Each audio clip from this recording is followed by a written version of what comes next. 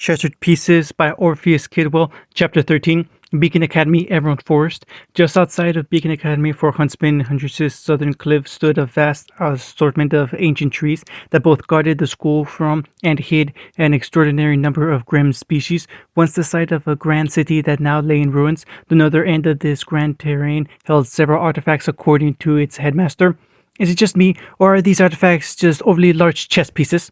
Nato wondered as he observed them without touching them. Neil nodded from her spot on a tree branch. Well, I suppose relics can take all sorts of forms after all. Some of the relics were already missing after some boys that Naruto didn't care that much about grabbed theirs. One among them was the heir to the Winchester family, but the blonde simply filed that information away for later. Someone is coming, Naruto, Nia warned. Based on the emotionless of the voice, he figured it was probably Cream. He nodded and hid behind one of the large structures that once made up a temple. While Neil was using her illusions to hide his presence, old habits died hard. When the person who appeared from the forest was a bumptious blonde he recognized as Yang Xiaolong from the files, he sighed. Oh, I think this is it, she announced to whoever her partner was. Sliding down the hill on her feet, she arrived just as the second person appeared from the tree line. This one made Naruto gasp even as his heart pounded faster. She's really here? Nissan is here? He couldn't help but think as the cat faunus joined her partner. How about a cute little pony? Yang asked, motioning to a night piece. Blake just shrugged. Naruto didn't know what drove him, but he was running before he knew what happened. As Blake fell to the ground with an audible groan, Yang quickly turned to regard her partner and the blonde boy that looked the same age as her own sister. Nissan! Blake widened her eyes as she heard the voice she didn't think she'd ever hear again, the voice she didn't think she deserved to hear again. Yang looked prepared to attack the strange boy, but a look from Blake stayed the blonde girl's hand.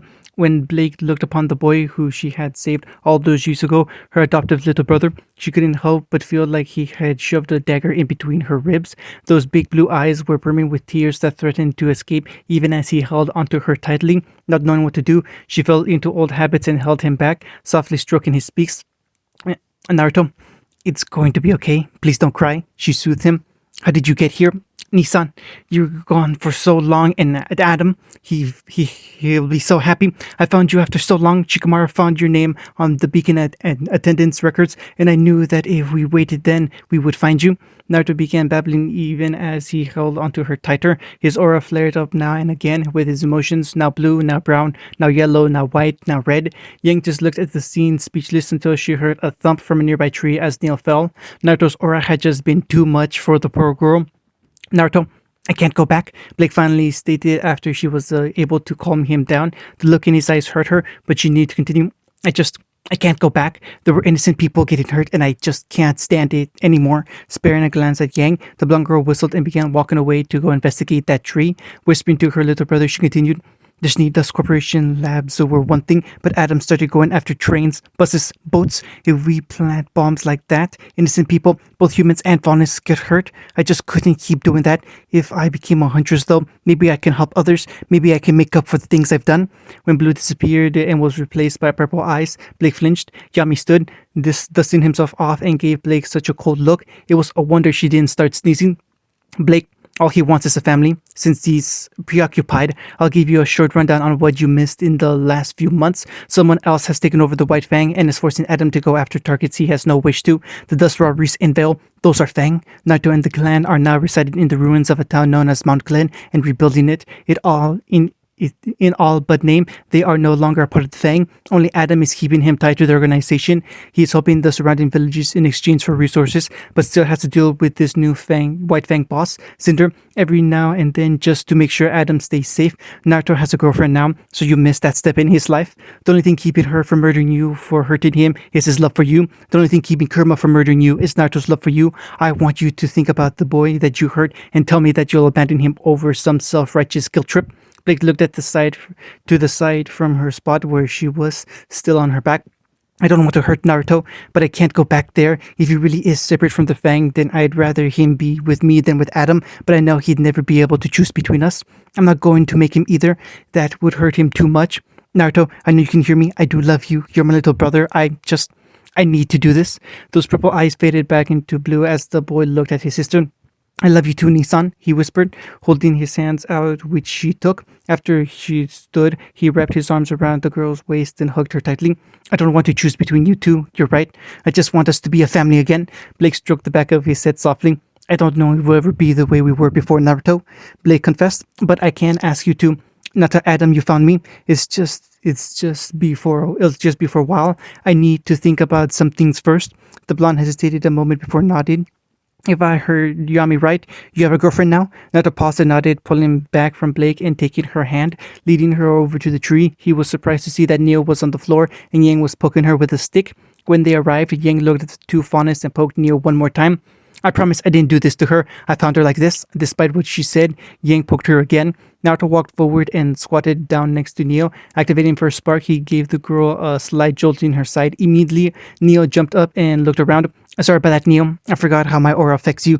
I didn't mean to make you pass out when I started talking to Blake. He heterochromatic the heterochromatic hair girl just smiled and waved it off. And standing back up, he looked at his sister. Blake, this is Neapolitan. Neil, this is Blake Belladonna. Before anyone could say more, they felt a particularly large grim coming closer. The girls readied their respective weapons while Naruto summoned Nagitana from Hammer Space. Suddenly, it changed directions and broke out of the tree line just a little ways away from them. It fell to the floor as two other students hopped off it, sparks dancing along its back. The girl amongst them poked it. Ah, it's broken. Nora, please never do that again. Seemingly ignoring the male of the duel, Nora rushed off to the relics. She found a rook that she liked and began singing, I'm the queen of the castle, I'm the queen of the castle. As she sang, she posed different ways, the rogue never falling to the ground. Did they just ride and nurse her through the forest?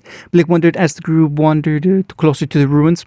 Why didn't I think of that? Naruto muttered, getting a look from Blake. He replied, but giving her a way too innocent grin. Before she could say anything, things got even more ridiculous. They could hear what seemed to be a girl screaming. Everyone turned to see an armored blonde hanging off the stinger of a Deathstalker's tail, which itself was chasing an armored redhead across the plains on the edge of the Emerald Forest. The redhead was shouting at the boy, John, to just let go. When he complied, he was bodily thrown through the air.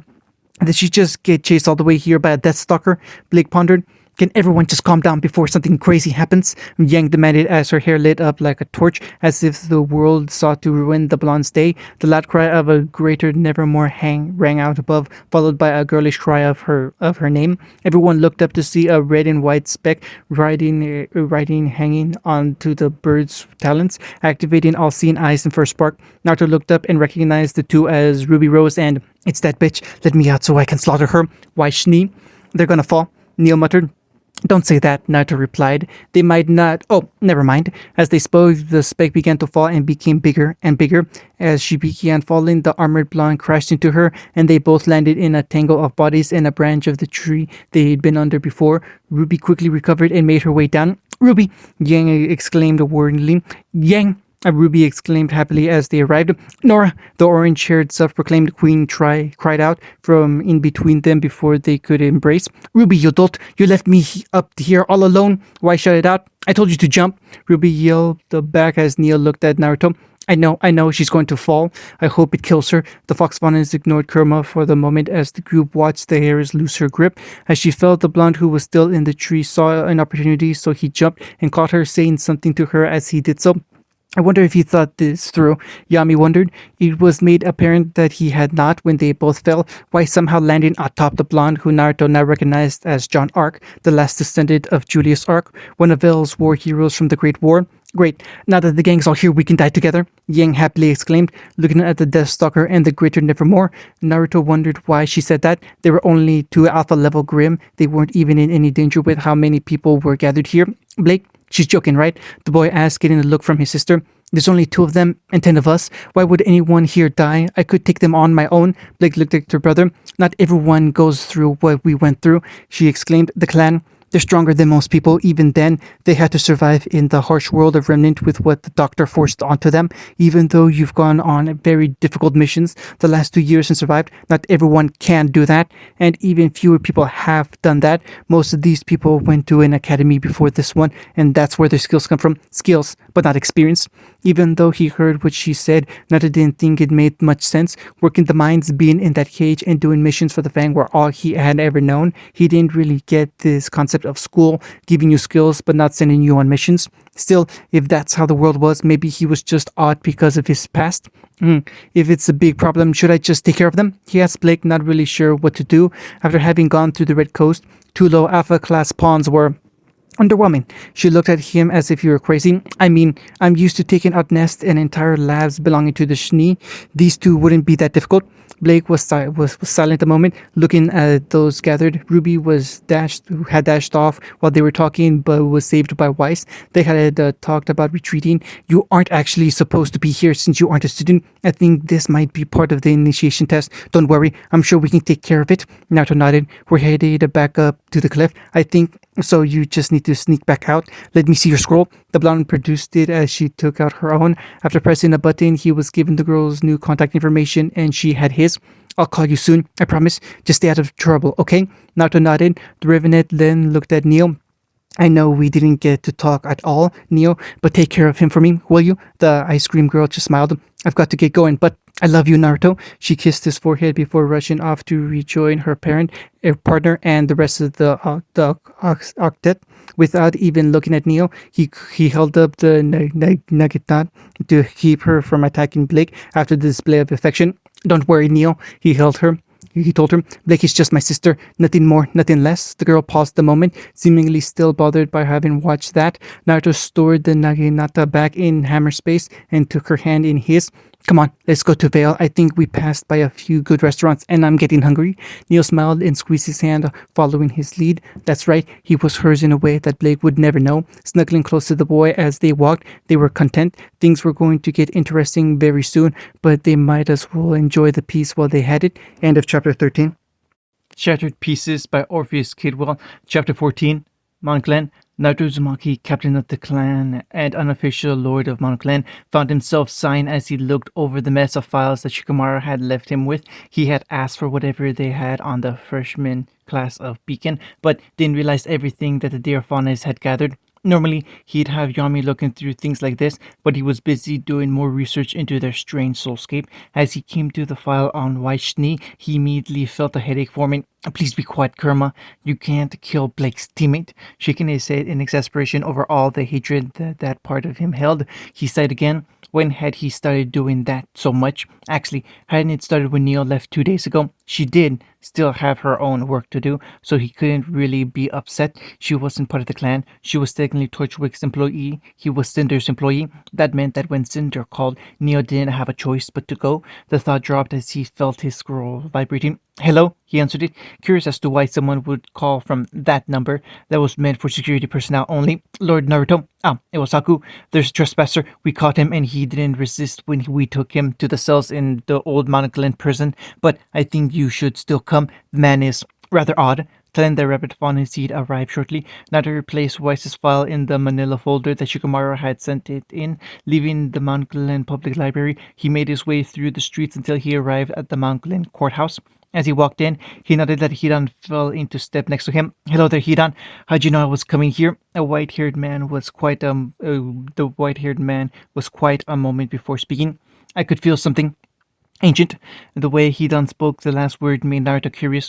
You know that I've been alive longer than every kingdom which ruled the world, Lord Uzumaki. I've seen empires rise and fall only to be replaced by other men who think they're more capable but ultimately suffer the same fate.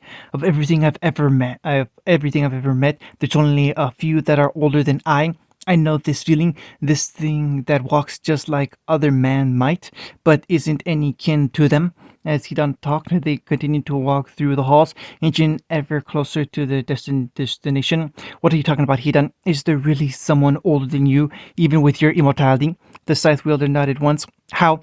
There's more than one way to achieve immortality, Lord Uzumaki. It comes in many stripes and shades. I simply always revert back to this state, to my normal, healthy self. That's the power of my status quo. Other things, though, they can do what you'd reserve for the might of the gods. Beings like the Sage and the Lord Grim, for instance. I wasn't there to witness their battle, but I saw the wreckage that the earth became upon their contest finishing. The Lord Grim passed his power on to a newer, more malevolent being, the Sage. He is one of those beings older than me, though. With each time he is struck down, his spirit adventures on and takes on the form of another by overriding someone's very soul with his own.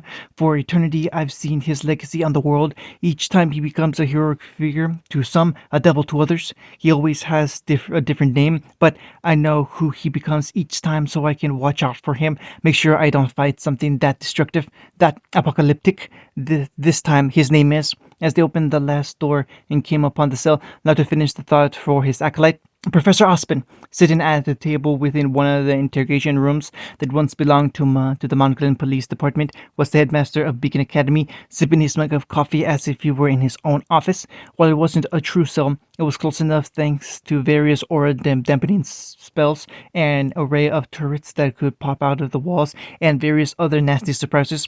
I think you might be a little ways away from Beacon, the blonde commented. Now that he was in the same room as the man, all of Naruto's alarms were going off. This man, he felt like something powerful, something terrifying, something so cold and immeasurable that he would continue on its path no matter how many people died in its wake. In a word, he felt like time, not a man, but a force, a concept, a thing that existed because it did, and no reason besides that.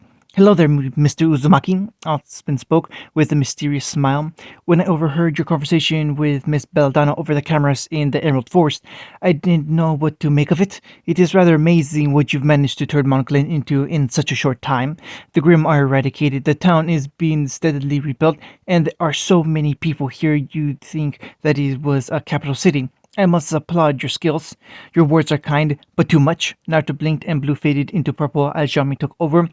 We're just a simple family of misfits seeking a home, and we've worked hard to turn this into it. Everyone else abandoned it, but we saw hope in what it could be. There's nothing else to it than that. A little shred of hope for us who have had it torn apart. Professor Osmond smiled and sipped his mug, nodding. Of course. Though it doesn't quite explain everything here. For one, why would you go after the Red Coast if you just wanted a home here in Mount Glen? Yami tried hard not to let his emotion show, but even so he knew that his brow rose infinitesimally, just enough so that Osman allowed his smile to grow slightly. There's that and the enormous aura I can feel emanating from you, young Mr. Uzumaki. While that in itself wouldn't be enough to be worried, it feels as if you are swirling with the souls of hundreds, no, thousands of different people at the same time. I've only if I've only ever met one other person who ever had that ability. Well, I've met her many times, but each time under different guise. It seems the World Eater walks among us once again. You will speak to Lord Uzumaki with respect, Sage, Hidan commanded, his sight suddenly presenting against Ospen's throat. The silver-haired man spared a glance for the immortal acolyte, recognition lighting up in his eyes. Do not presuppose you know who he is, nor lay a title at his feet like you're one of the brothers. As if Hidan's actions had triggered something, the walls opened to reveal other members of the clan, aiming weapons at Ospen. Nato regarded the headmaster, his acolyte, and his followers before signaling them to stand down as purple once more rippled into blue. Hidan is fine. I don't know who. What you are, Professor Ospen. Hidan tells me one thing, and I can feel your aura. I've taken the souls of so many people. I can't help but understand that what one's aura means just by being in general area. My semblance, burden, takes things from other people and thrusts them onto myself, whether I want them or not. Injuries travel to my body from such a touch. As for the souls of others, what could weigh more than the memories, the regrets of someone else suddenly thrust onto you? Burden. That's a new one, Osman commented. I think my favorite variation was Ouroboros. It was very symbolic and explained the ability none other were able to. Your semblance isn't about taking from others, Mr. Uzumaki. It is about consumption. Your soul is like that of the world-eating serpent, constantly consuming and growing, coiling around the very planet itself until it can eat existence itself. Injuries, memories, souls, dust, grim, all of these are more but all of these and more can be consumed by your soul. All of these things will be consumed by your soul as you grow stronger. First it is physical things like damage, spells, and aura. Then you'll start taking more conceptual meals such as confidence, fear, willpower.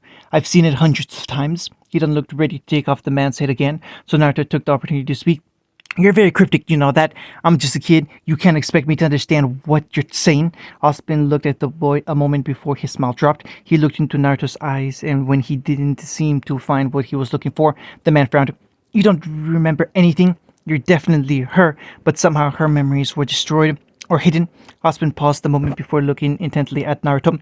Just who are you, Mr. Uzumaki? Before Naruto could respond, he then grinned wide and stepped forward. He is Lord Uzumaki, our great lord. He is the god of life on this world. What should surely destroy the very life he cherishes, he instead takes upon himself so that others may prolong their existence. Just as he taketh away, he may also giveth back, and the elements of his followers will surely become the elements of his enemies as his burden becomes theirs. Rejoice, rejoice, for our Lord walks among us and shall deliver upon us a fate more splendid than even 1,000 lifetimes. He shall provide us with a home so secure and safe that even Atlas will turn green with envy. He shall provide us with an abundance of resources to make the King of Vel wish he'd taken all of Remnant unto his empire. He shall provide us with so much luxury that even the aristocrats of Mistral will think better of us than even their own capital. He shall provide us with the freedom a vacuole think it has,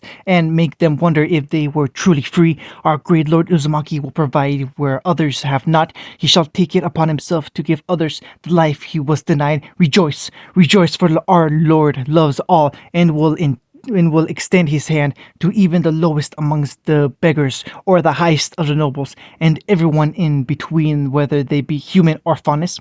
While Professor Ospen was usually a calm man, the zealous sermon he was just given suddenly threw him for a loop. Glancing at Naruto, he noted the blonde was unfazed. Don't mind, Hidan, Naruto commented. Something Kurama said when we first met has him convinced I'm a god. The blonde regarded Professor Ospen seriously just then. For that matter, I don't know why you're here. I don't know what you plan to accomplish by arriving in my home or who you were looking for. I certainly don't know what this world eater you keep talking about is. Kaguya Otsutsuki. What? The World Eater's original name was Kaguya Otsutsuki, Osman replied. Her story is as old as mine, as old as the Queen's. She was granted power by an ancient force, something akin to the two brothers in terms of power. All before her was merely fruit to be eaten, and she grew more powerful for every meal.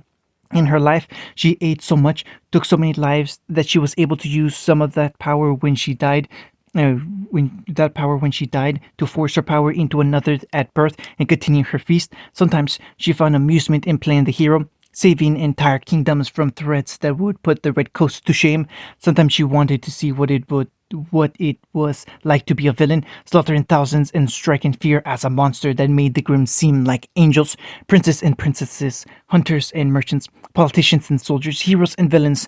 The World Eater didn't care what she was as long as it was fun, and above all, she ate. She ate more than you could possibly comprehend. I don't know who you think you are or what you think you are, Mr. Uzumaki, but that power you wield is ancient, it is powerful, and it will destroy whatever you think you can create.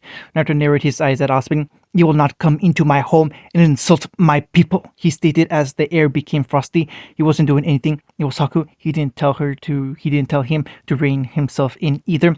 We will not only survive, we will succeed where your kingdom failed and turn Mount Glen into something magnificent. Austin smiled at the heat behind Naruto's voice before standing. I am glad that you are choosing to be the hero in this life, no matter how foolhardy it is. Maybe it will be the tipping point against the Queen. If you have any questions about yourself, my office is always open, Mr. Uzumaki. As he began walking out, Hidan seemed ready to strike him down with his scythe until Naruto held up his hand. Ospen walked out the door of the interrogation room, leaving Naruto with Hidan and a few others. Let him leave. If he wanted to do something, he would have. I could feel the power he had, but he didn't. Hidan, I need you to tell me whatever you can about this sage and queen. Also, if you know anything about the thing he called the World Eater, I need to know that too. Dakalai didn't even hesitate as he nodded his head. Haku, troll him and make sure he leaves. Sabuza, Hira Mikari is in my head. Is in my office. Kisame and yourself are going to teach Sugetsu how to use it a little bit earlier. If that's the power level of the headmaster, who's supposed to be the good guy, I hate to imagine what this Lord Grimm has access to. We need to prepare. End of chapter 14.